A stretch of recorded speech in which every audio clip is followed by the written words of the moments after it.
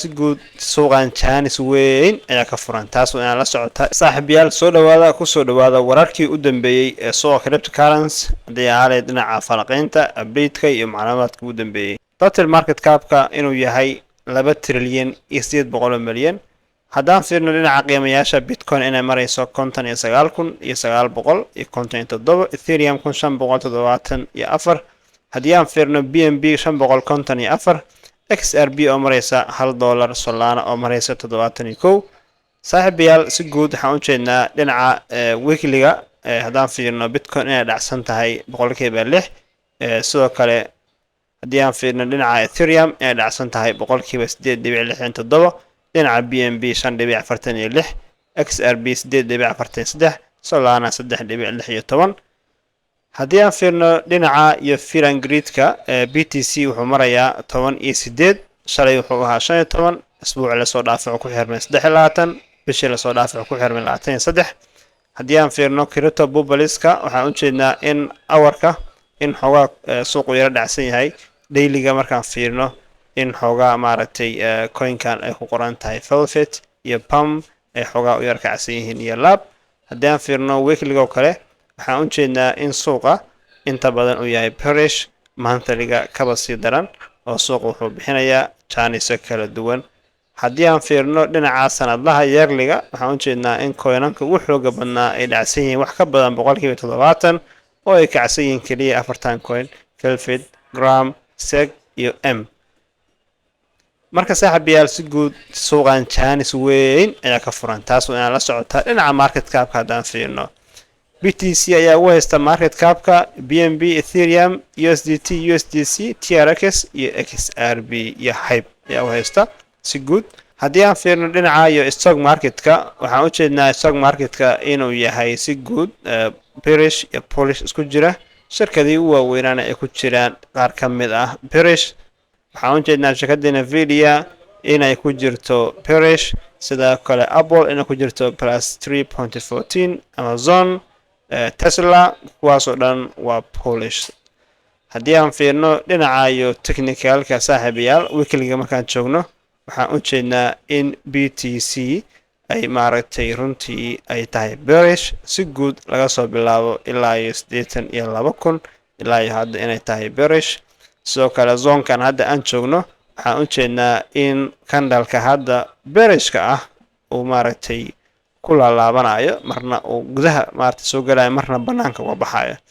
waxa ka dhiman waa 10 saacadood iyo 50 daqiiqo ayaa ka dhimanba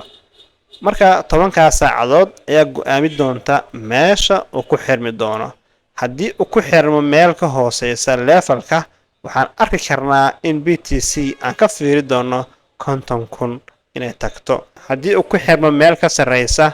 ee levelka waxaan arki karnaa in xogaa uu yara bullish noqon doono oo ilaa 65,000 aagan ku laaban doono haddii aan fiirno structure-ka daily-ga waa meeshaane halkaas ayuu ku yara laaban doonaa haddii uu ku xirmo meel ka sareysa levelka candleka weekly-ga ah sidoo kale saaxiibayaal waxaan u jeednaa candleka daily-ga ah in isaguna kii xalay oo ku xirmay bearish kana uu hadda yahay bearish 10 saacadoodna ay u dhiman tahay taas oo inaad ogaataan haddii aan fiirino saaxiibayaal altcoins kale dominance hadaan ka bilowno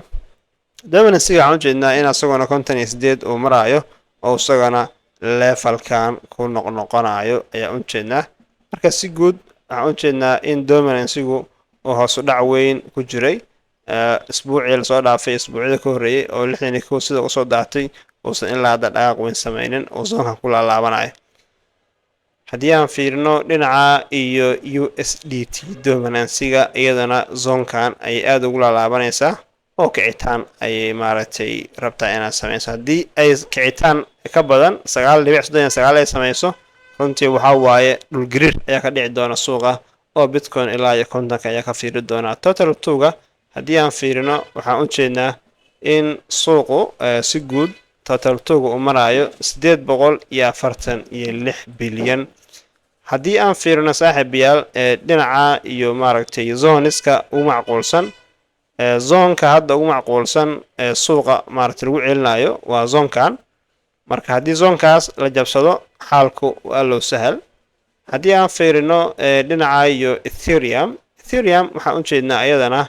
inay maaragtay strategerkii BTC da oo kale ay samaystay. weekliga haddaan tagno coinkan runtii waxa waaye hore ayaan u saadaalinay oo barnaamijka fursadaha coinska ayaan ku saadaalinay. markii aan saadaalinaynay waxaan u jeednay inay maraysay 1700 balse maanta 1500 ayay maraysaa. marka kanalkii weekligana waxaan u jeednaa inuu zoonka ka dhex baxay. haddii marka la ixtiraamo oo meeshaan uu ka helo ixtiraam weyn, haddii uu dhinacan ka helo is okay, waa macquul. laakiin haddii uu meeshaas ixtiraam ka heli waayo, runtii waxaan ka fiiri doonaa zoonka nooxiga oo ah zoonkan ayaan ka fiiri doonaa. zoonka hadda nagu soo dhow waa zoonkan oo ah 600 iyo xoogaa, kaas ayaan ka fiiri doonaa ilaa iyo 700. haddii laakiin haddeetaan isbeddel uu dhici waayo, waa halkaas iyo maaragtay 600 inoo noqon doontaa. Solana waxaan u jeednaa ayadana in ay maaragtay weekliga markaan joogno bearish ku jirto. si guud marka barnaamijkeena fursadaha coinska waxaan u taxliilinay targetkan bearish flagga inuu gaarayo ilaa iyo $16. ma tagi doonaa? waxaa go'aami doonta dhaqanka suuqa iyo warbixinaha soo bixi doona. saaxiibayaal haddaan fiirino dhinaca iyo liquidationka, waxaan u jeednaa liquidationka si guud in maaragtay suuqa 4 saac u dambeysay uu ka dhacay $12 milyan. haddii aan fiirino 24 saac soo dhaafay, liquidationka guud ee dhacay waa $142 milyan. long waxaa loo tuuray 85 milyan, short waxaa loo tuuray 57 milyan. haddii aan fiirino saaxiibayaal Binance oo ah exchange u badan ee ka dhacday maaragtay liquidationka si guud waxaa ka dhacay 74 milyan. long waxaa loo tuuray 45 milyan, short waxaa loo tuuray 28 milyan. Bybit oo ku xiga waa 20 milyan, long waxaa loo tuuray 12 milyan, short waxaa loo tuuray 8 milyan 630,000. Gadayu ayaa ku sii xiga 12 milyan ah, 7 milyan oo long ah iyo 4 milyan oo ah short.